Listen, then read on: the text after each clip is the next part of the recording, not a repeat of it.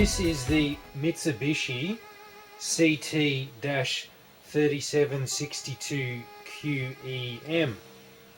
It's a very big television. It's not a pro monitor, which you might think of being made by Mitsubishi. It's 37 inches in size, so it's equivalent to an 89 centimeter. I don't know the year it was made in. I would say at the latest it would have been the early 90s, but if it was made in the 80s as well, I would not be surprised at all. So the tube is curved. Right now I've got the NES running in it, as you might recognise the game. I have the original instruction booklet. There it is, operating instructions for 17 system colour television. Then there's the model, and I might have a close look at the manual later. It has the original remote, Mitsubishi. Okay, we'll go for a bit of a wander. It's it's a very large size indeed, because the bezel on the TV is very big and the sides are very full. It's not curved at the back at all, you know. It's made of wood. I think the bezel's either plastic or tin, metal of some sort. So basically over here you've got the main switch there. When that's pressed in there, the green light will come on if you've got it connected into AC. When you turn that on, then it's ready for standby, and the standby light will be on. And then when you actually turn it on, you'll get to here where we are now with power on. Expansion represents the sound. It's an enhanced sound mode, probably just a bass boost or something like that. Over here we have the control panel with the controls inside. Infrared receiver there. Click that open. Everything's labelled. I think you'd be pretty right if you did lose the remote, even though with a full control set in the slot there. It does have some unusual functions over here. So it's got its original plastic little cap that can come off. So it's got a degaussing switch, as you can see. But also it's got a purity adjust. Now I've seen this before on Mitsubishi Megaviews, but I've never really known how it fully works. So you basically got, for purity adjustment, N for north, neutral in the middle, and S for south. It's probably just a little bit too much in the shade there, but there's a switch in there that goes across to the three different positions. And the instructions actually have now told me how it all works. I used to think it was for northern hemisphere, southern hemisphere and around the equator, but that's not the case. I'll just get the manual.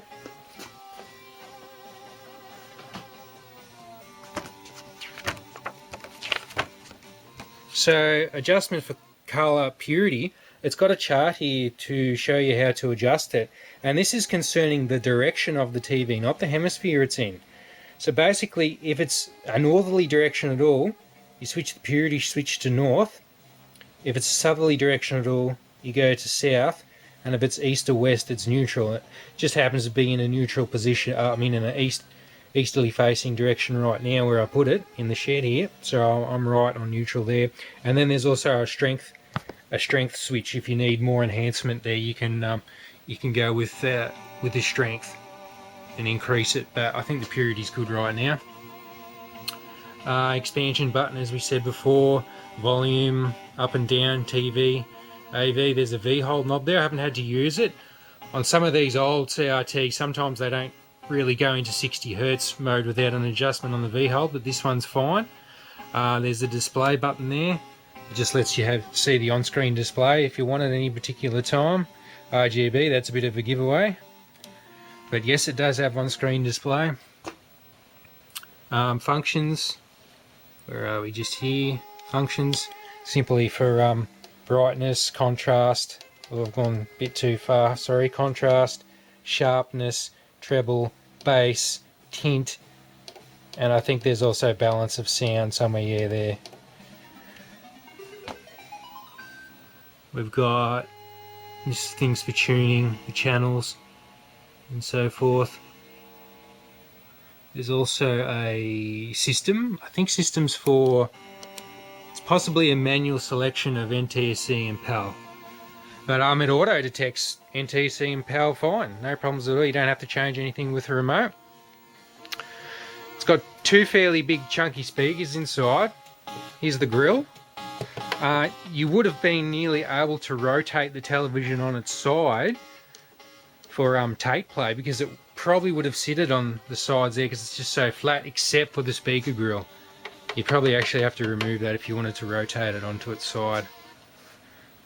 I'll just put this little cover back on.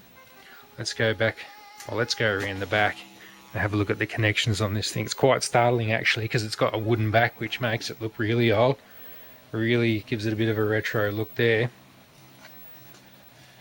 Connection wise, we've got an antenna in, and we've got two composite inputs with stereo sound. It is a stereo television.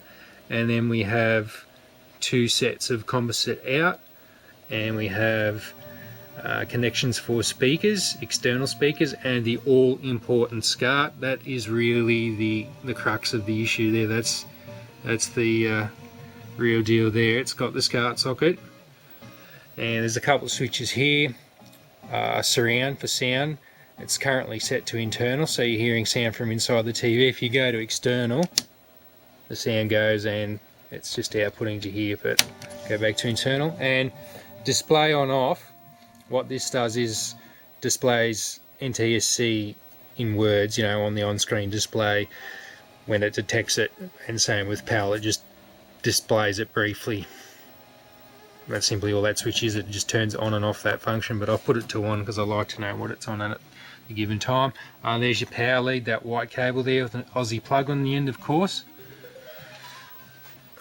Here's your neck, your cover for your neck, back of the tube there. Here's your badge, or your printing, Mitsubishi Colour TV, there's the model number. And surprisingly too, it's AC 100 to 127 and 200 to 250, so it's an old multi-volty, made in Japan. Again, serial number. And then check this out, I've never seen this on a TV before. This receiver has been adjusted for operation in a vertical magnetic field of 0.52 Gauss, Sydney. So it's specifically made for that area of the world. I know the Sony PVMs and BVMs often have, in this hemisphere, they have a southern hemisphere sticker, but I've never seen anything get specific like that. I do wonder if these units were made for other places in Australia, like Melbourne and so forth, and were calibrated for the city as well. This actually did come from Sydney. I picked it up off the owner, the original owner, and he claimed that the television cost him $9,000 back in the day, and that would have been a damn lot back then, for sure. Anyway, I'm going to take the back off the TV and we'll have a look inside. Well, we're inside the back now, and isn't this quite the collection of bits and pieces? It's got quite a distinct smell. If you've bought televisions, old second-hand televisions from people's houses before, you soon start to smell their house inside your television. It just smells of it right now. So yeah, there's a bit of an eye-opener in the back here, but you've got the big metal shielding around the tube there, and you've got quite a lot of PCBs inhabiting in here. Probably got like a main one there, another little sub one up there, tiny little sub one there, input board at the back here, another board down there, and then another board over there. Big massive transformer, biggest transformer I've seen in a television before. And you got fairly big speakers. You got a pair going on over there. Cap wise, we've got Nichicons using the good stuff there, and the tube is a Mitsubishi. That is of no surprise at all. They are quite the big tube specialists. Can't quite get it on the camera, but I can read it out. The label's A89JVU80X, made in Japan. Big Mitsubishi. And again, we have the Sydney label there, made for adjusted for operation. Sydney and thereabouts. Again, model number and serial. Yeah, so she's accumulated quite a bit of dust. I'll have to get the compressor out and blow all that off. Fly back there. Yeah, well, yeah, it does have pots on the board there, and they are definitely for screen adjusting. I don't know the full extent of it.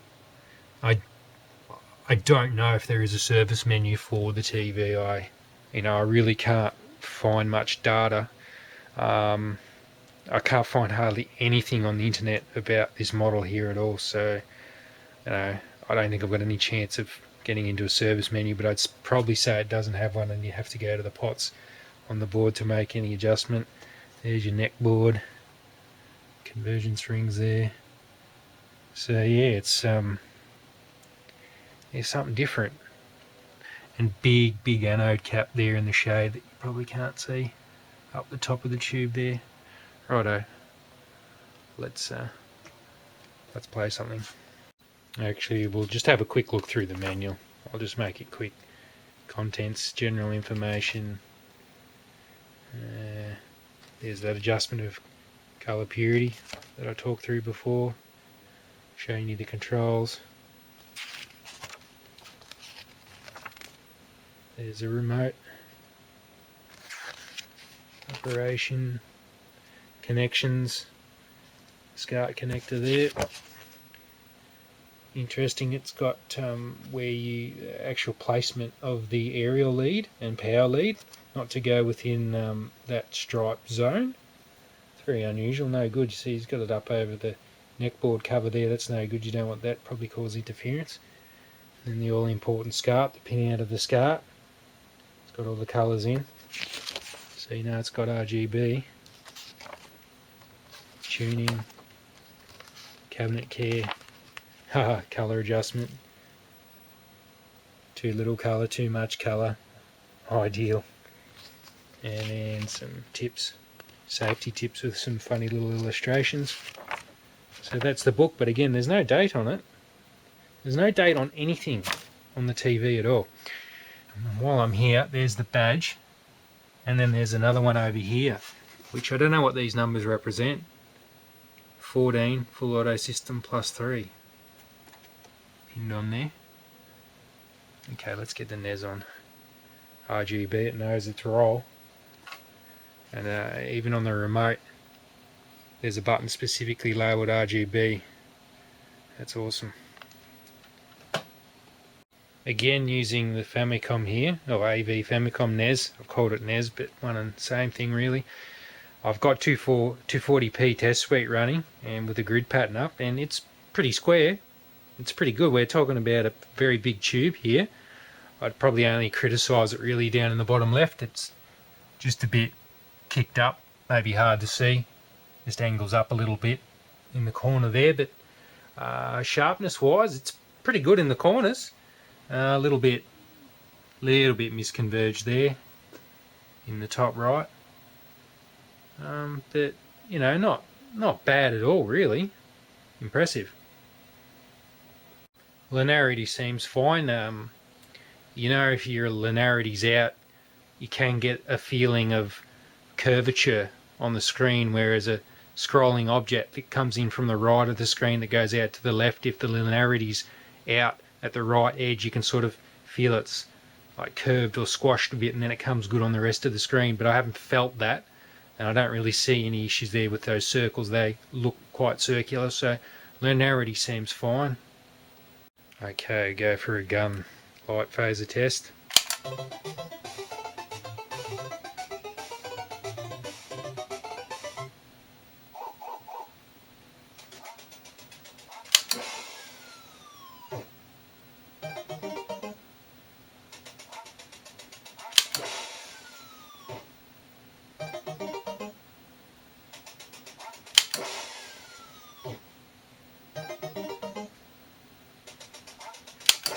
No problems there.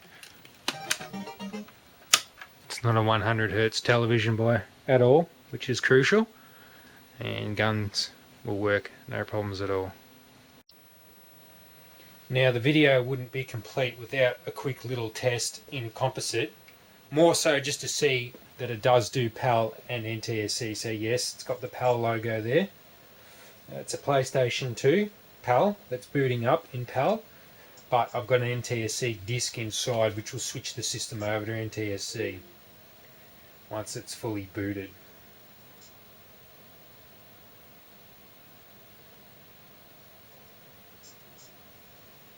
It's getting there, I can hear it. Yep, here we go, NTSC.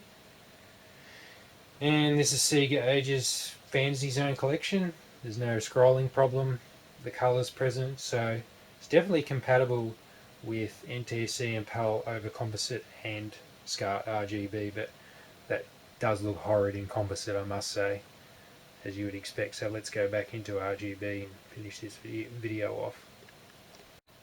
That's much better, looks a million times better in RGB. Oh, it looks way better.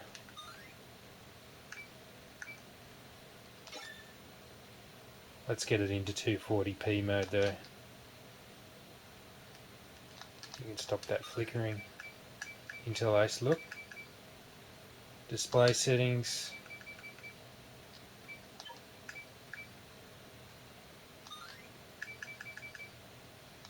There we go, 240p. Yep, that's better. Righto. Oh, it looks quite good actually. The Mitsubishi has probably exceeded my expectation. Didn't know really what to think. I thought the blacks might have been washed out and it'd be a bit milky, no, but the blacks are good. Focus is good in the corners. The colours are nice. I think, like the previous owner reckons that he hadn't used it much, but that's what they generally always say, so I never believe it. But in this case, he might be telling the truth, but people's ideas of what's not a lot and what is a lot can be different. But yeah, no, I'm impressed by it. I think it doesn't have S-video, which I guess is a bit of a drawback. But given that most consoles these days can be modded for RGB, it's less and less of a concern.